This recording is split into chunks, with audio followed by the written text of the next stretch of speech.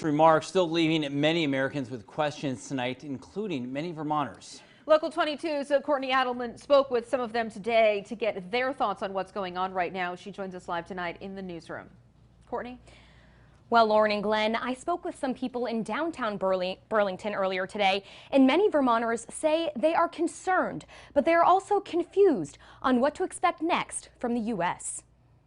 After President Trump addressed the nation on Wednesday regarding Iranian missile strikes against the U.S. military in Iraq, the public says they are concerned with what will come next. I guess I'm afraid that we're going to just bumble ourselves into an ongoing war that we don't need. Many people are calling on President Trump for a plan. We need to stop sitting back and waiting for something terrible to happen, and we need to have a preventive plan on how to address that. I just wish that our president had a long-term plan before he starts doing anything.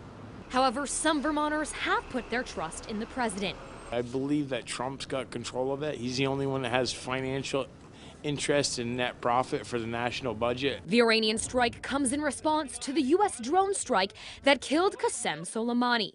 Some feel this was a rash decision. It's sad because they're people making impulsive decisions supported by people who think they have a lot to lose politically. I don't think the president needs to be tweeting the responses to everyone, and I wish he would include Congress before he makes any of his decisions. These events have even caused social media accounts to make memes showing possibilities for World War III. World War III, it's a meme, but it's not a reality. And while Vermonters are hoping that it is not enough to start a war, they feel everyone should be aware of what's happening. There are things that are worth defending, but I don't think we're currently in that situation.